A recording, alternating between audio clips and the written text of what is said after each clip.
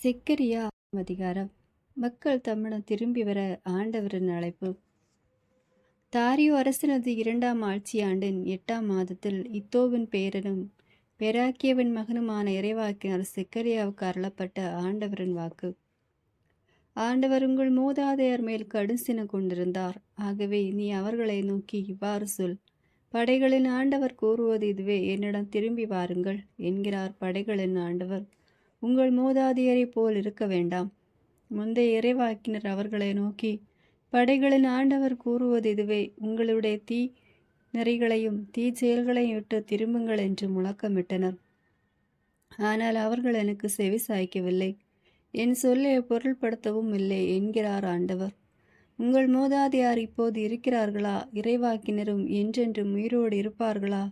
என் ஊழியராகிய இறைவாக்கினருக்கு நான் கட்டளையிட்ட என் வாக்குகளும் நியமங்களும் உங்கள் மூதாதையர் மட்டில் பலிக்கவில்லையா? ஆகையால் அவர்கள் மனம் வருந்தி, படைகளின் ஆண்டவர் எங்கள் செயலுக்கும் நடத்திக்கு ஏற்ப எங்களுக்கு செய்ய திருவுளங்கொண்டு அவ்வாறு செய்தார் என்று சொல்லவில்லையா? குதிரைகள் பற்றிய காட்சி. அரசன் தாரியு ஆட்சி செய்த 2ஆம் ஆண்டின் 11ஆம் மாதமாகிய செபாத்தின் 24ஆம் நாளன்று இத்தோவின் பேரனும் பெராக்கியவின் மகனுமான இறைவாக்கினர் செக்கரியாவுக்கு ஆண்டவரின் வாக்கு அருளப்பட்டது. அவர் கூறியது: இதோ, சிவப்பு குதிரை மேல் ஏறி வந்த மனிதர் ஒருவரை நேற்றிரவு கண்டேன். அவர் ஒரு பள்ளத்தாக்கின் நடுவே நறுமண வீசும் பசும் செடிகள் இடையே நின்று கொண்டிருந்தார். அவருக்கு பின்னால் சிவப்பு குதிரைகளும் இளஞ்சிவப்பு குதிரைகளும் நின்றன. அப்பொழுது நான், என் தலைவரை, இவை எதை குறிக்கின்றன என்று கேட்க, என்னோடு பேசிய தூதர், இவை எதை குறிக்கின்றன என்று உனக்கு காட்டுவேன் என்றார். பசும் செடிகள் இடையே நின்று கொண்டிருந்த அவர் மறுமொழியாக, இவை உலகெங்கும் சுற்றி வரும்படி ஆண்டவரால் அனுப்பப்பட்டவர்களை குறிக்கின்றன என்றார். பசும் செடிகள் இடையே நின்று கொண்டிருந்த ஆண்டவருடைய தூதரிடம், அவர்கள் நில உலகம் முழுவதும் தாங்கள் சுற்றி வந்தோம், மண்ணுலகம் முழுவதும் அமைதியில் ஆழ்ந்துள்ளது என்று கூறினார். ஆண்டவரின் தூதர், படைகளின் ஆண்டவரை, இன்னும் எத்துணை காலத்திற்கு எருசலேமின் மேலும் யூதாவின் நகர்கள் மேலும் கருணை காட்டாதிருப்பீர்? இந்த 70 ஆண்டுகளாய் உமது சினத்தை காட்டினீரே என்று பதில் அளித்தார். அதற்கு ஆண்டவர் என்னோடு பேசி கொண்டிருந்த தூதரிடம் இன்சொற்களையும் ஆறுதல் மொழிகளையும் கூறினார். ஆகவே என்னோடு பேசி கொண்டிருந்த தூதர் என்னை நோக்கி, நீ உரக்க கூவி அறிவிக்க வேண்டியது, படைகளின் ஆண்டவர் கூறுவது இதுவே: நான் எருசலேம் மீது சீயோன் மீதும் பெரிதும் அக்கறை கொண்டுள்ளேன். ஆனால் அமைதியுடன் இனிது வாழ்கின்ற வேற்றினத்தார் மேல் கடும் சினம் கொண்டுள்ளேன். நான் சிறிதே சினமுற்றிருந்த போது அவர்கள் பெரிதும் தீவினை செய்தார்கள். ஆதலால் இரக்கத்துடன் எருசலேமுக்கு திரும்பி வருகிறேன் என்கிறார் ஆண்டவர். அங்கே என் இல்லம் கட்டப்படும், எருசலேமின் மேல் அளவு நூல் பிடிக்கப்படும் என்கிறார் படைகளின் ஆண்டவர். மீண்டும் உரத்த குரலில் இவ்வாறு அறிவிப்பாயாக: படைகளின் ஆண்டவர் அறிவிப்பது இதுவே, என் நகர்கள் சீரும் சிறப்புமாயிருக்கும். ஆண்டவர் சீயோனை மீண்டும் தேற்றுவார், எருசலேமை திரும்பவும் தேர்ந்து கொள்வார். கொம்புகளை பற்றிய காட்சி. நான் என் கண்களை உயர்த்தி பார்த்தபோது இதோ 4 கொம்புகளை கண்டேன். என்னோடு பேசி கொண்டிருந்த தூதரை நோக்கி, இவை எதை குறிக்கின்றன என்று நான் வினவினேன். அதற்கு அவர், இவைதாம் யூதாவையும் இஸ்ரேலரையும் எருசலேமையும் சிதறடித்த கொம்புகள் என பதிலளித்தார். அப்போது ஆண்டவர் கொல்லர்கள் 4வரை எனக்கு காண்பித்தார். இவர்கள் எதற்காக வருகிறார்கள் என்று நான் கேட்டேன். அதற்கு அத்தூதர், எவரும் தலையெடுக்காதபடி யூதாவை சிதறடித்து கொம்புகள் இவை. யூத நாட்டை சிதறடிக்கும்படி தங்கள் கொம்புகளை உயர்த்திய வேற்றினத்தாரின் கொம்புகளை உடைத்தெறியவும் அவர்களை திகிலடைய செய்யவுமே இவை வந்திருக்கின்றன என்று பதில் உரைத்தார். 2ஆம் அதிகாரம். அளவு நூலை குறித்த காட்சி. நான் என் கண்களை உயர்த்தி பார்த்தபோது இதோ, அளவு நூலை கையில் பிடித்திருந்த ஒருவரை கண்டேன்.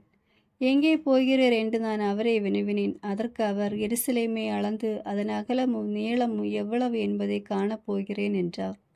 என்னோடு பேசி கொண்டிருந்த தூதர் திரும்பி செல்கையில் மற்றொரு தூதர் அவருக்கு எதிரே வந்தார்.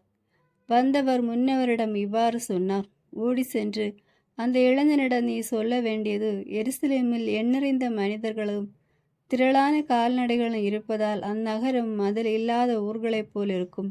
ஏனெனில் அதை சுற்றிலுமே நானே நெருப்பு சுவராய் அமைவேன், அதனுள் உறையும் ஆட்சியாய் விளங்குவேன் என்கிறார் ஆண்டவர்.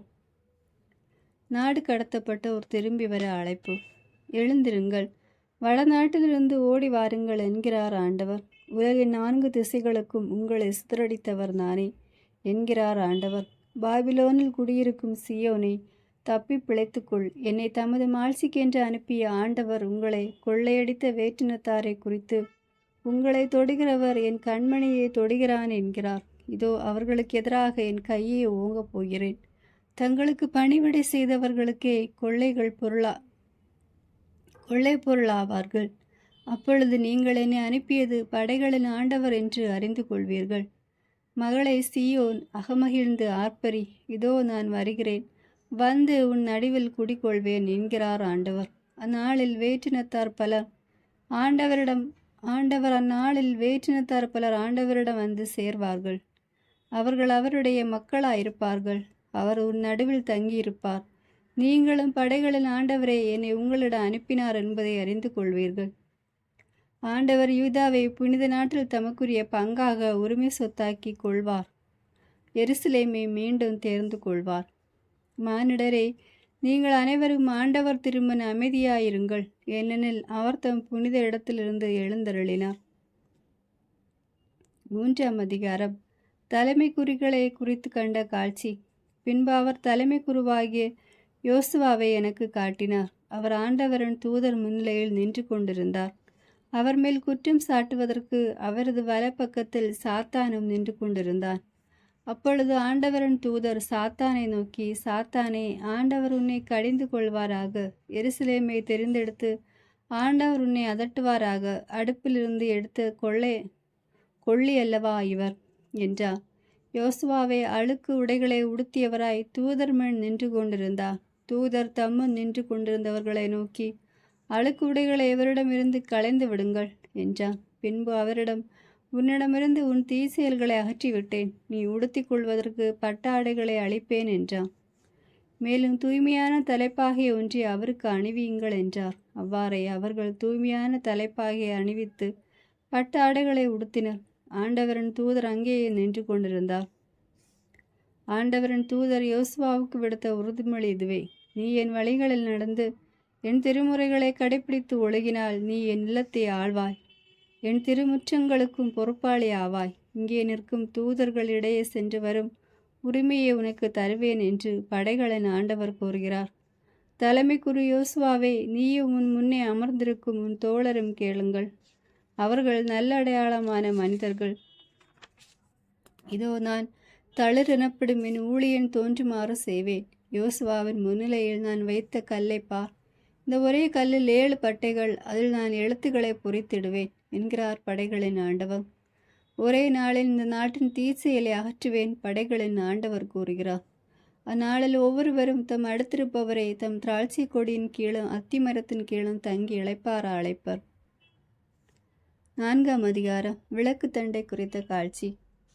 என்னோடு பேசி தூதர் மீண்டு வந்து உறக்கத்தில் ஆழ்ந்திருப்பவனை எழுப்புவது போல் என்னை எழுப்பி, நீ என்ன காண்கிறாய் என்று என்னை கேட்க, நான், இதோ முழுவதும் பொன்னாலான விளக்கு தண்டை ஒன்றை காண்கிறேன். அதில் உச்சியில் கிண்ணம் ஒன்று உள்ளது.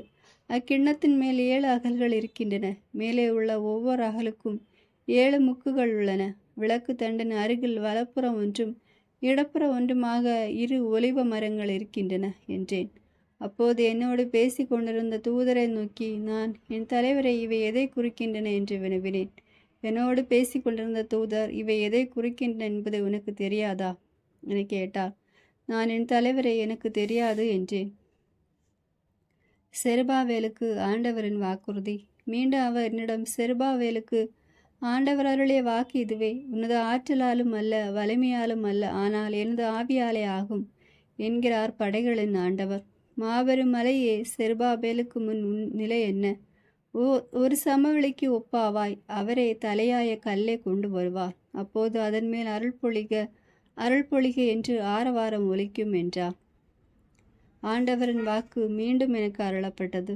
செருபாபேலின் கைகளை இக்கோவிலுக்கு அடித்தளமிட்டன. அவர் கைகளை வேலையை முடித்து வைக்கும். என்னை உங்களிடம் அனுப்பியவர் படைகளின் ஆண்டவரே என்பதை அப்போது அறிந்து கொள்வீர்கள். வேலை தொடங்கிய நாளை அவமதித்தவர்கள் யாரோ அவர்கள் செருபாவேலின் கையில் இரு தூக்கு நூற்குண்டு இருப்பதைக் கண்டு அகமகிழ்வார்கள். அந்த நகல்கள் 7 நில உலகெங்கும் சுற்றி பார்க்கும் ஆண்டவரின் கண்கள் என்றான். அப்போது நான் விளக்கு தண்டின் அருகில் வலப்புறம் இடப்புறம் உள்ள இந்த 2 ஒலிவ மரங்களும் எதை குறிக்கின்றன என்று வினவினேன். மீண்டும் நானே அவரிடம், எண்ணெய் ஊற்றுவதற்கென வைத்திருக்க 2 பொற்குழாய்களில் அருகில் ஒலிவ மரக்கிளைகள் 2 இருப்பதும் பொருள் என்ன என கேட்டேன். அதற்கு அவர், இவை எதை குறிக்கின்றன என்பது உனக்கு தெரியாதா என்றார். நான், தெரியாது என் தலைவரே என்றேன். அதற்கு அவர், இவை அனைத்துலகின் ஆண்டவர் திருமுன் நிற்கின்ற திருநிலைப்படுத்தப்பட்ட இருவரை குறிக்கின்றன என மறுமொழி பகர்ந்தார். 5ஆம் அதிகாரம். பறக்கும் சுருள் பற்றிய காட்சி. மீண்டும் நான் கண்களை உயர்த்தி பார்த்தபோது இதோ பறக்கும் ஏட்டு சுருள் ஒன்றை கண்டேன். நீ காண்பது என்ன என்று அத்தூதர் என்னை கேட்க, நான் பறக்கும் ஏட்டு சுருள் ஒன்றை காண்கிறேன், அதன் நீளம் 20 முழம், அகலம் 10 முழம் என்று பதிலளித்தேன். அப்போது அவர் என்னிடம், அனைத்துலகின் மீது விழுகின்ற சாபமே இது. ஒருபுறம் எழுதியுள்ளபடி திருடன் எவனும் இங்கிருந்து ஒழிக்கப்படுவான், மறுபுறம் எழுதியுள்ளபடி பொய்யான இடுகிறவன் எவனும் தண்டனைக்கு தப்பவே மாட்டான். நான் அந்த சாபத்தை அனுப்புவேன் என்கிறார் படைகளின் ஆண்டவன். அத்திருடனின் வீட்டிற்குள்ளும் என் பெயரால் பொய்யான இடுவோர் இல்லத்திற்குள்ளும் நுழைந்து அவரவர் வீட்டில் தங்கி மரங்கள் கற்கள் உட்பட அவ்வீட்டையே அழித்துவிடும். மரக்காலுக்குள் பெண். பின்பு என்னோடு பேசி கொண்டிருந்த தூதர் வெளியே வந்து என்னிடம், உன் கண்களை உயர்த்தி அங்கிருந்து வருவது யாது என பார் என்றார். அது என்ன என்று நான் திருப்பி கேட்க, வெளிவரு ஒரு மரக்கால் என்றார். தொடர்ந்து அவர், இதுதான் நில உலகெங்கும் பரவியிருக்கும் அவர்களின் தீட்சையில் என மொழிந்தார். அதன் ஈய மூடி தூக்கி உயர்த்தப்பட்டது. இதோ மரக்காலில் உள்ளே ஒரு பெண் அமர்ந்திருந்தாள். அப்போது அத்தூதர், இவளை அக்கொடுமை என கூறி அவளை அந்த மரக்காலுக்குள் திணித்து பழுவான ஈய மூடியால் அதை அடைத்தார். மீண்டும் நான் என் கண்களை உயர்த்தி பார்த்தபோது இதோ வெளிவருகின்ற 2 பெண்களை கண்டேன். அவர்களுக்கு நாரையின் இறக்கைகள் போல் இறக்கைகள் இருந்தன. அவர்களுடைய இறக்கைகளில் காற்று நிரப்பியாயிருந்தது. அவர்கள் மரக்காலை மண்ணுக்கும் விண்ணுக்கும் இடையில் தூக்கி கொண்டு போனார்கள். என்னோடு பேசி கொண்டிருந்த தூதரிடம், இவர்கள் மரக்காலை எங்கே கொண்டு போகிறார்கள் என்று நான் கேட்டேன். அதற்கு அவர், சீனா நாட்டிலே அதற்கொரு கோவில் கட்டுவதற்கு அதை கொண்டு போகிறார்கள். அங்கே கோவில் எழுப்பி மரக்காலை அதற்குரிய மேடையில் நிலைநிறுத்துவார்கள் என்றார். 6ஆம் அதிகாரம். 4 தேர்கள் பற்றிய காட்சி. மீண்டும் நான் என் கண்களை உயர்த்தி பார்த்தபோது 2 மலைகளுக்கு இடையிலிருந்து 4 தேர்கள் புறப்பட்டு வருவதை கண்டேன். அம்மலைகள் வெண்கல மலைகள். முதல் தேரில் சிவப்பு குதிரைகளும், 2வது தேரில் கருப்பு குதிரைகளும், 3வது வெள்ளை குதிரைகளும், 4வதில் புள்ளிகளை உடைய கருப்பு நிற வலிமையான குதிரைகளும் பூட்டப்பட்டிருந்தன. என்னோடு பேசி கொண்டிருந்த தூதரிடம் நான், என் தலைவரை, இவை என்ன என்று கேட்டேன். அத்தூதர், அவை அனைத்துலக ஆண்டவரின் திருமுன்னிருந்து புறப்பட்டு செல்கின்ற வாகனத்தின் 100 காற்றுகள்.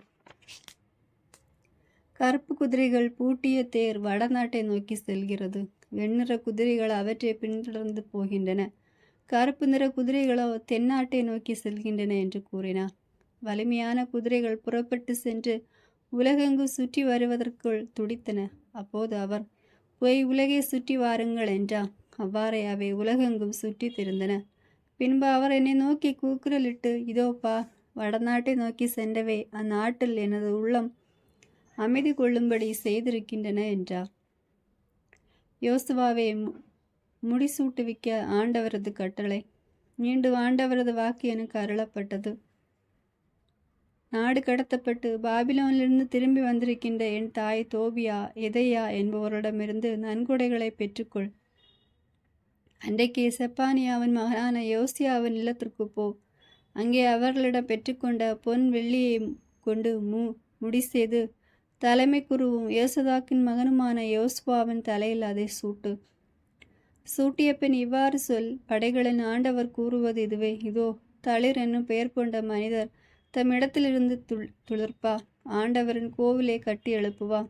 ஆண்டவரின் கோவிலை கட்டி எழுப்புவதுமின்றி அரச மாண்பை கொண்டவராய் அரியணையில் வீற்றிருந்து அவர் ஆட்சி செலுத்துவார். ஓர் குருவும் தமது அரியணையில் அமர்ந்திருப்பார். அவர்கள் இருவருக்கும் இடையே நல்லிணக்கம் நிலைவரும். அந்த மணிமுடி ஆண்டவரின் கோவிலில் எல்தாய், தொபியா, எதாயா என்பவர்களுக்கு செப்பானியாவின் மகன் யோசுவாவிற்கு நினைவு சின்னமாயிருக்கும். தொலையில் இருப்போரும் அந்த ஆண்டவரின் கோவிலை கட்டி எழுப்ப துணை புரிவர். அப்போது படைகளின் ஆண்டவரே என்னை உங்களிடம் அனுப்பினார் என்பதை நீங்கள் உணர்ந்து கொள்வீர்கள். உங்கள் கடவுளாகிய ஆண்டவரின் குரலுக்கு ஆர்வத்துடன் செவிசாய்த்து நடந்தீர்களானால் இவை எல்லாம் நிறைவேறும். 7ஆம் அதிகாரம். போலி நோன்புக்கு எதிரான கண்டன குரல். அரசன் தாரியுவின் 4ஆம் ஆட்சி ஆண்டில் கிஸ்லேவு என்னும் 9ஆம் மாதத்தின் 4ஆம் நாளன்று ஆண்டவரின் வாக்கு செக்கரியாவுக்கு அருளப்பட்டது. பெத்தேலில் வாழ்வோர் சரட்சூரையும் ரெக்கையும் மிளகாக்கையும் மற்றும் அவனுடைய ஆட்களையும் ஆண்டவரின் அருளை பெற மன்றாடுமாறு அனுப்பினார்கள்.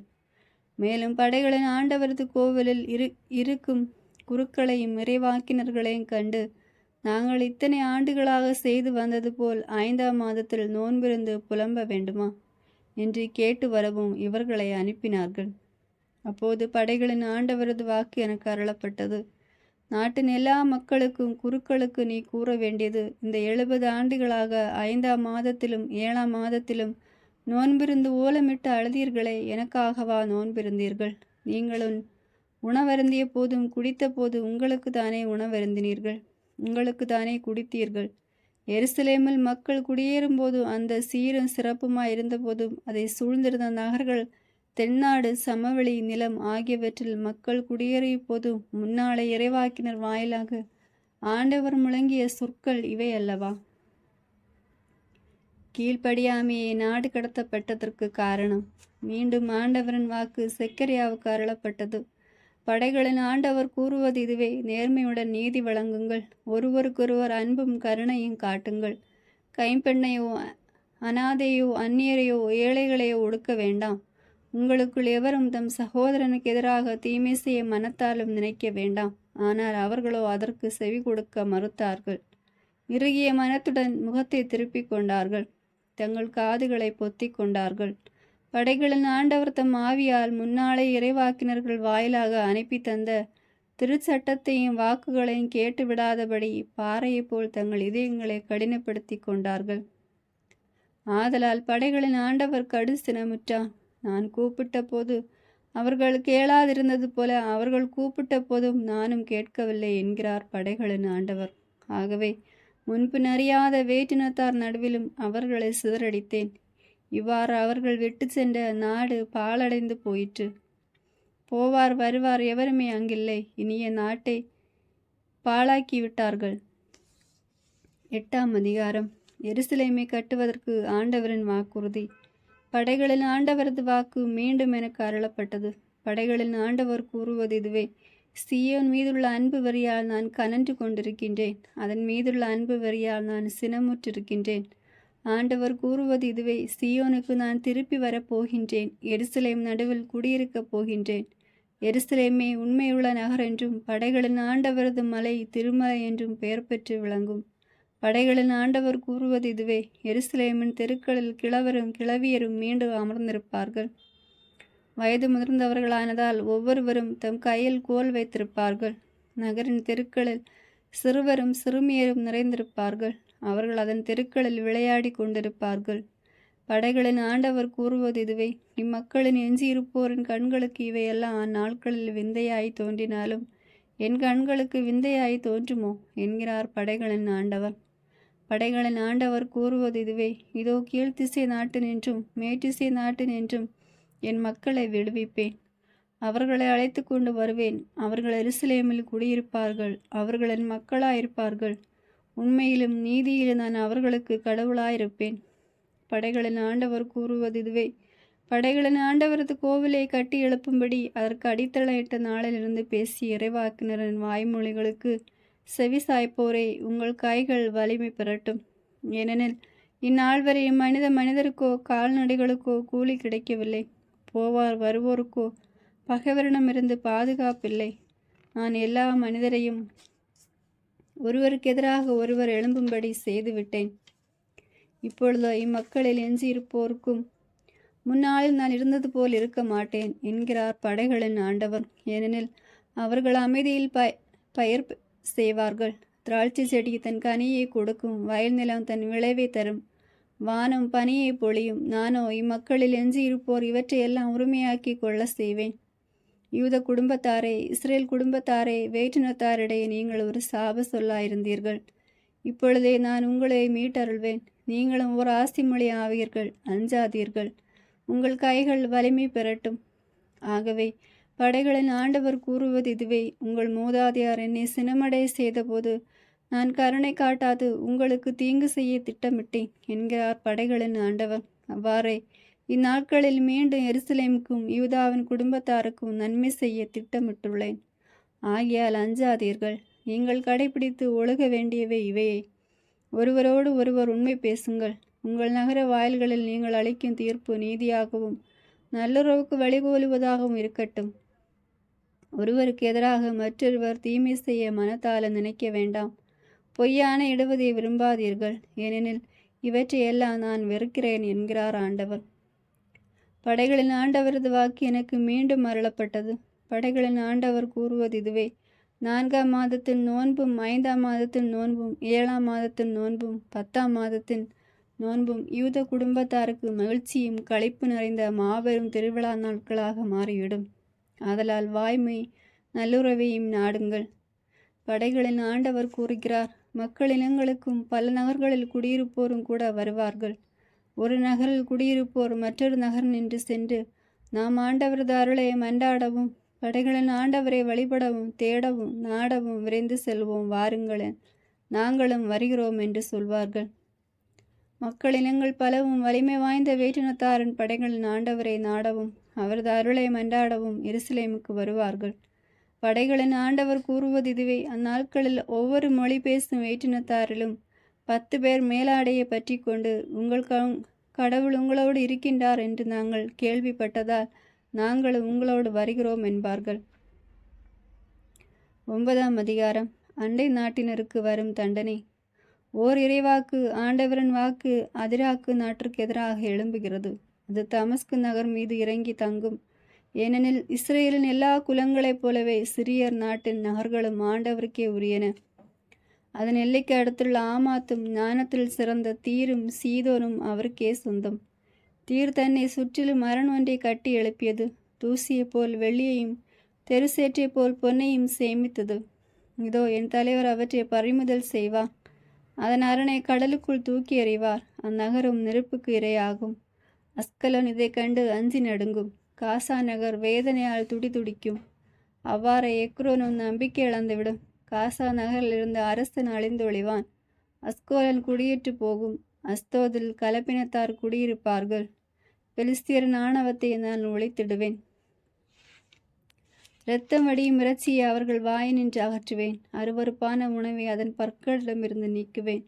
அவ்வினம் நம் கடவுளுக்கு எஞ்சியதாகும். அது யூதாவின் குலங்களில் தலையாயது ஆகும். எக்ரோன் நகரத்தார் எபூசியரை போல் இருப்பார்கள். அங்கும் இங்கும் தாக்கும் படையினின்று எனது இல்லத்தை காப்பதற்கு நான் பாளையம் இறங்குவேன். உடைக்கிறவனு எவனை இனி அவர்கள் நகர்களை ஊடுருவி செல்லான். ஏனெனில் என் கண்களாலே யாவற்றையும் நான் பார்த்து கொண்டிருக்கிறேன். வருங்கால அரசன். மகளை சீயோன் மகிழ்ந்து களி கூறு.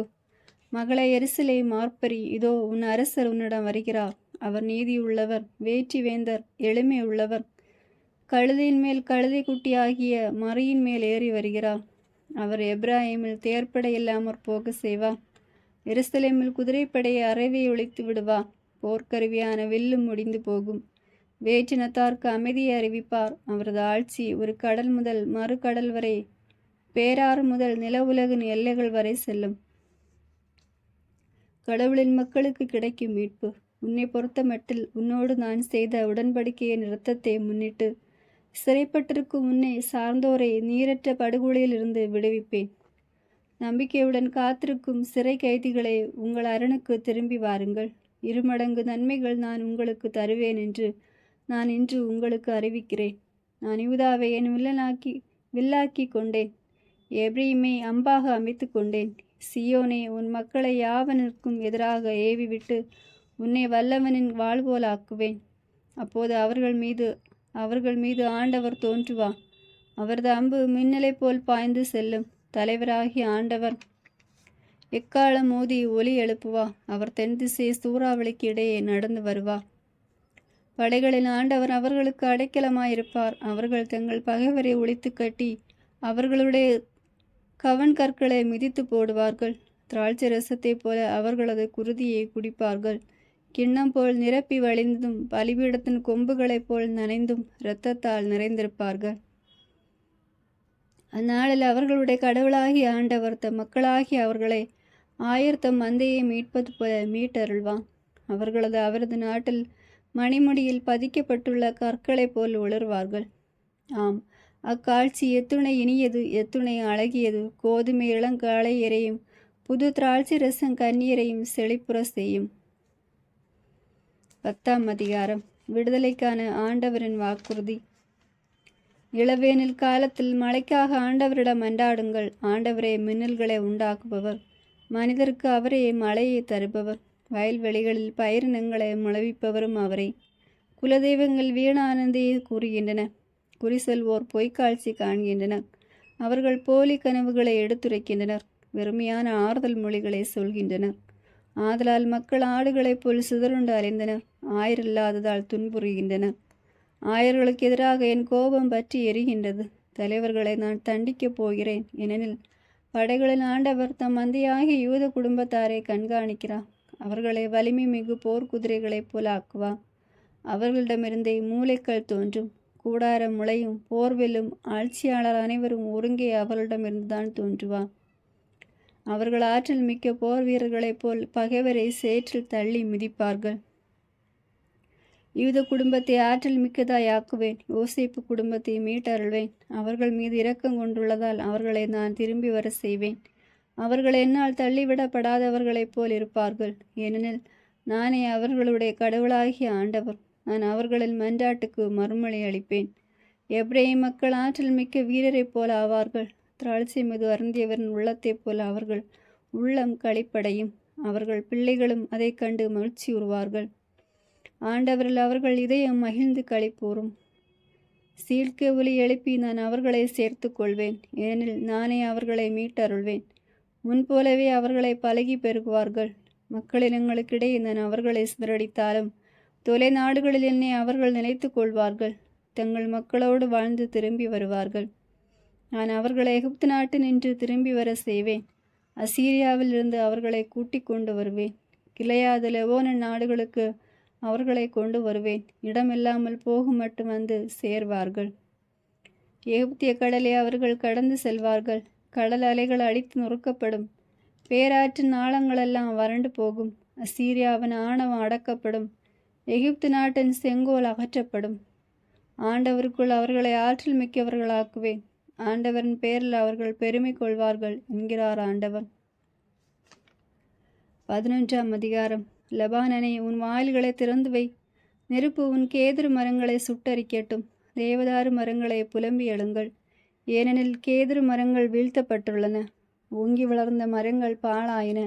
பாசான் நாட்டு கரிவாலி மரங்களை புலம்பி எழுங்கள், ஏனெனில் அடர்ந்த காடு வெட்டி வீழ்த்தப்பட்டது. அவர்கள் அலறி எழும் குரல் கேட்கின்றது, ஏனெனில் அவர்களின் மேன்மை பாழ்படுத்தப்பட்டது. இளஞ்சிங்கங்களின் கர்ச்சனை கேட்கின்றது, ஏனெனில் யோர்தானின் காடு அழிக்கப்பட்டது. ஆயர் இருவர். என் கடவுளாகிய ஆண்டவர் கூறியது இதுவே: வெட்டுவதற்கு குறிக்கப்பட்ட ஆடுகளை மேய்ப்பாயாக. விலைக்கு வாங்குவோர் அவற்றை கொண்டு விடுவர், ஆயினும் குற்றப்பழி அவர்கள் மீது சுமத்தப்படாது. அவற்றை விற்பவர்களோ ஆண்டவர் போற்றி போற்றி எங்களுக்கு செல்வம் சேர்ந்தது என்று சொல்கிறார்கள், ஆனால் அவர்கள் அவற்றின் மீது இரக்கம் காட்டவில்லை. இனிமேல் நான் உலகில் வாழ்வோருக்கு இரக்கம் காட்ட மாட்டேன் என்கிறார் ஆண்டவர். இதோ, மனிதர் ஒவ்வொருவரையும் அவரவர் அடுத்திருப்பவர் கையிலும் அரசர்களின் கையிலும் சிக்கும்படி ஒப்புவிக்கப் போகிறேன். அவர்கள் நாட்டை அழித்தொழிப்பார்கள். அவர்கள் கையிலிருந்து நான் யாரையும் தப்பி வைக்க மாட்டேன். அவ்வாறே நான் வெட்டுவதற்கு குறிக்கப்பட்ட ஆடுகளை வணிகருக்காக மேய்க்கின்ற ஆயனானேன். நான் இரு கோல்களை கையில் எடுத்து ஒன்றிற்கு இனிமை என்றும் மற்றதற்கு ஒன்றிப்பு என்றும் பெயரிட்டு அம்மந்தையை மேய்த்து வந்தேன். ஒரே மாதத்தில் நான் 3 ஆயர்களை ஒழித்து விட்டேன். நான் அவர்களை பொறுத்த மட்டில் பொறுமை இழந்து விட்டேன். அவர்களும் என்னை வெறுத்தார்கள். அப்போது இனி நான் உங்களை மேய்க்கப் போவதில்லை. சாவது சாகட்டும், அழிவது அழியட்டும், மீதி இருப்பவை ஒன்றே ஒன்று கடித்து தின்னட்டும் என்று நான் சொன்னேன். இனிமே என்ற என் கோலை எடுத்து மக்களினங்கள் அனைத்தோடு நான் செய்து கொண்ட உடன்படிக்கை முறியும்படி அதை முறித்து போட்டேன். அன்றே அந்த உடன்படிக்கை முறிந்து போயிற்று. அவ்வாறு என்னை கூர்ந்து கவனித்து கொண்டிருந்த ஆட்டு வணிகரும் அது ஆண்டவரின் வாக்கு என்பதை உணர்ந்து கொண்டனர். அப்போது நான் அவர்களை நோக்கி, உங்களுக்கு சரியென்று தோன்றினால் என் கூலியை கொடுங்கள், இல்லையேல் கொடுக்க வேண்டாம், விடுங்கள் என்றேன். அவர்கள் எனக்கு கூலியாக 30 வெள்ளி காசுகளை கொடுத்தார்கள். ஆண்டவர் என்னிடம், கருவூலத்தை நோக்கி அதை தூக்கி எறி, இதுதான் அவர்கள் எனக்கு அளித்த சிறந்த மதிப்பீடு என்றார். அவ்வாறே நான் அந்த 30 வெள்ளி காசுகளை கையில் எடுத்து ஆண்டவர் நிலத்திலிருந்து கருவூலத்தில் எறிந்து விட்டேன். யூதாவுக்கும் இஸ்ரேலுக்கும் இடையே இருந்த சகோதர ஒருமைப்பாடு முறையும்படி ஒன்றிப்பு என்ற 2ஆம் கோலையை நான் ஒடித்து போட்டேன். பின்பு ஆண்டவர் என்னை நோக்கி, அறிவற்ற ஆயன் ஒருவனின் கருவிகளை இன்னொரு முறை எடுத்துக்கொள் என்றார். ஏனெனில் இதோ நாட்டில் ஆயன் ஒருவனை எழுப்புவேன். அவன் அழிந்து போவதை காப்பாற்ற மாட்டான், சிதறி போவதை தேடி தெரிய மாட்டான், எலும்பு முறிந்ததை குணப்படுத்த மாட்டான், நலமாயிருப்பதற்கு உணவு கொடுக்க மாட்டான், ஆனால் கொளுத்ததன் இறைச்சியை தின்பான், அவற்றின் குழம்புகளை கூட நறுக்கி போடுவான். ஆடுகளை கைவிடுகிற பயனற்ற என் ஆயனுக்கு ஐயோ கேடு. அவனுடைய கைமேலும் வலக்கண் மேலும் வாள் வந்து விழட்டும். அவனது கை முற்றிலும் சூம்பி போகட்டும். அவனது வலக்கண் 2 முற்றிலும் குருடாகட்டும். 12ஆம் அதிகாரம். எருசலேமின் வருங்கால மீட்பும் வளமும். ஓர் இறைவாக்கு இஸ்ரேலை குறித்து அருளப்பட்ட ஆண்டவரின் வாக்கு. விண்வெளியை விரித்தவரும் மண்ணுலகை நிலைநாட்டியவரும் மனிதரின் ஆவியை அவர்களுக்குள் தோற்றுவித்தவருமான ஆண்டவர் கூறுவது இதுவே. இதோ சூழ்ந்திருக்கும் மக்கள் இனங்கள் அனைத்திற்கும் போதை ஏற்றி தள்ளாட செய்யும் மதுக்கிண்ணமாக நான் எருசலேமை ஆக்கப் போகிறேன். எருசலேமுக்கு எதிராக முற்றுகையில் யூதாவுக்கும் அதே நிலைதான் ஏற்படும். அந்நாளில் நான் மக்கள் இனங்கள் அனைத்திற்கும் எருசலேமை பழுவான கல்லாக்குவேன். அதை தூக்கும் எவரும் காயமடைவது திண்ணம். உலகிலுள்ள வேற்றினத்தார் அனைவரும் அதற்கு எதிராக படைதிரண்டு வருவார்கள். அந்நாளில் நான் குதிரைகளை எல்லாம் திகிலாலும் அவற்றின் மேல் ஏறி வருவோரை எல்லாம் பைத்தியத்தாலும் வதைப்பேன் என்கிறார் ஆண்டவர். யூத குடும்பத்தாரை கடைக்கண் நோக்கி மக்கள் இனங்கள் அனைத்தும் குதிரைகளின் கண்களையும் குருடாக்குவேன். அப்போது யூத நாட்டின் குடும்ப தலைவர்கள் எருசலேமில் குடியிருப்போரின் வலிமை அவர்களுடைய கடவுளாகிய படைகளின் ஆண்டவர்கள் தான் இருக்கிறது என்று தங்களுக்குள் சொல்லிக் கொள்வார்கள்.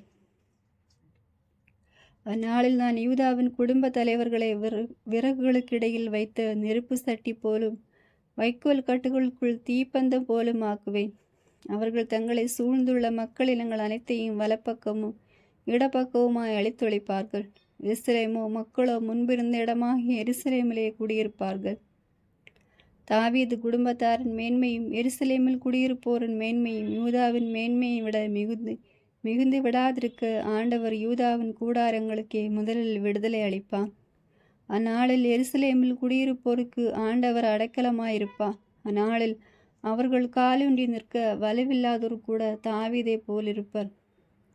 தாவீதின் குடும்பத்தார் கடவுளைப் போலும் அவர்களுக்கு முன் சென்ற ஆண்டவரின் தூதரை போலும் இருப்பர். அந்நாளில் நான் எருசலேமுக்கு எதிராக வரும் வேற்றினத்தார் அனைவரையும் அழிக்க வகை தேடுவேன். நான் தாவீது குடும்பத்தார் மேலும் எருசலேமில் குடியிருப்போர் மேலும் இரக்க உள்ளத்தையும் மன்றாடும் மனநிலையும் பொழிந்தருள்வேன். அப்போது அவர்கள் தாங்கள் ஊடுருவ குத்தியவனை உற்று நோக்குவார்கள்.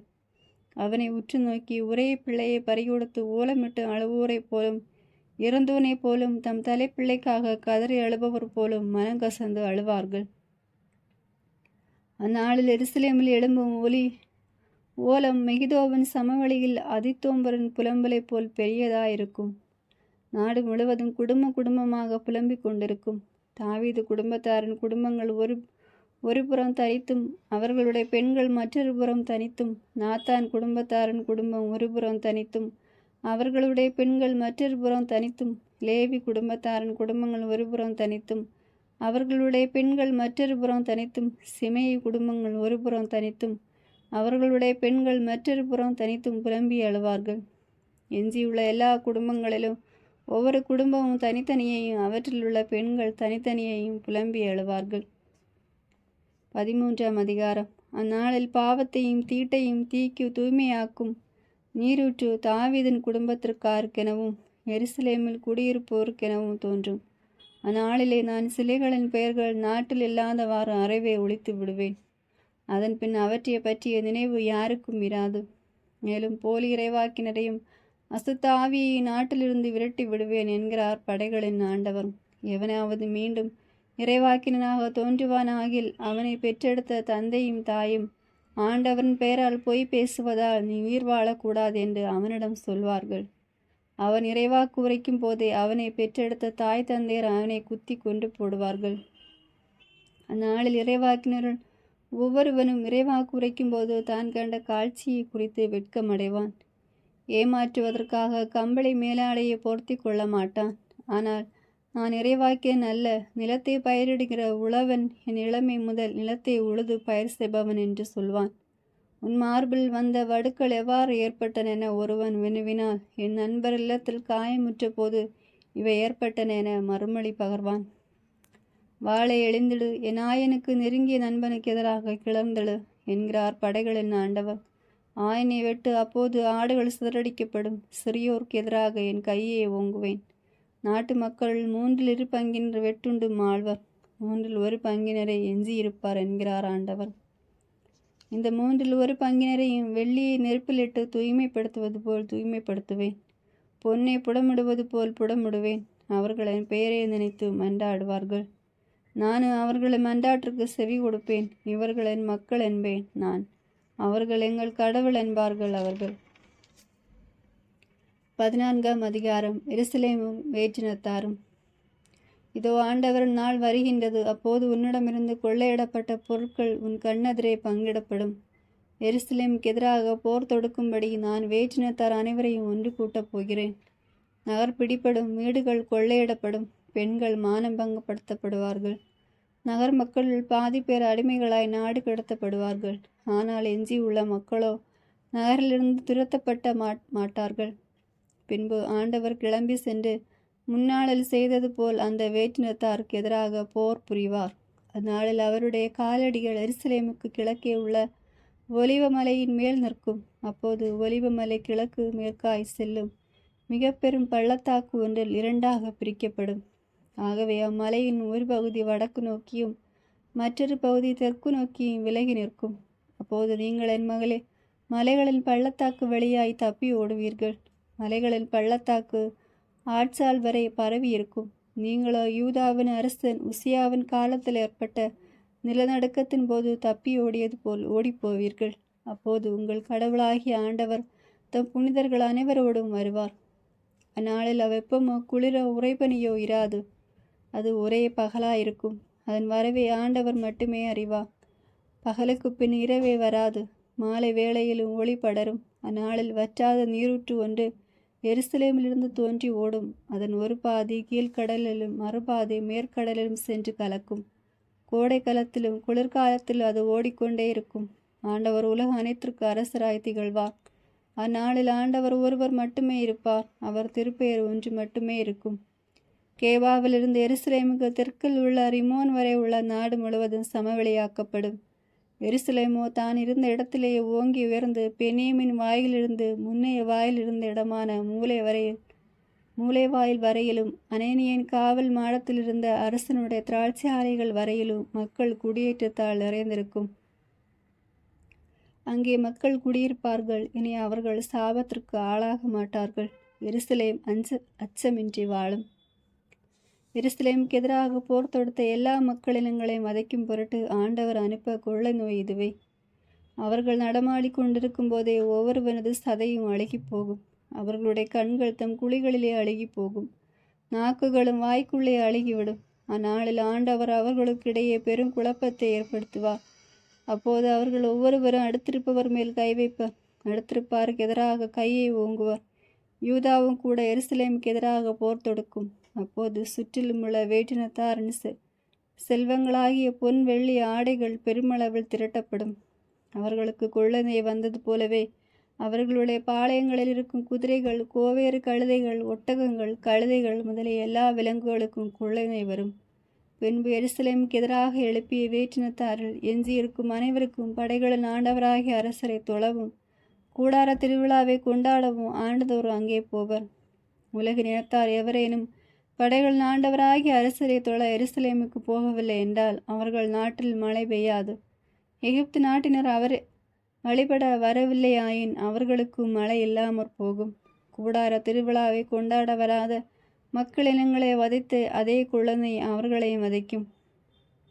இது எகிப்தின் பாவத்திற்கு கூடார திருவிழாவை கொண்டாட வராத மற்றெல்லா வேற்றினத்தாரின் பாவத்திற்கும் கிடைக்கும் பயன். அந்நாளில் குதிரைகளின் களத்தில் உள்ள மணிகளில் ஆண்டவருக்கென அர்ப்பணிக்கப்பட்டவை என்று எழுதப்பட்டிருக்கும். ஆண்டவரின் கோவில் இருக்கும் பானைகள் பலிபீடத்தின் முன்னிருக்கும் கிண்ணங்களைப் போலிருக்கும். யூதாவிலும் எருசலேமில் உள்ள ஒவ்வொரு பானையும் படைகளின் ஆண்டவருக்கே அர்ப்பணிக்கப்பட்டதாயிருக்கும். பலி செலுத்துவோர் எல்லோரும் பலி இறைச்சியை சமைப்பதற்காக அவற்றை எடுக்க முன் வருவார்கள். மேலும் அந்நாள் முதல் படைகளின் ஆண்டவரது கோவிலில் வணிகர் எவரும் இருக்க மாட்டார். ஆமேன். God bless you.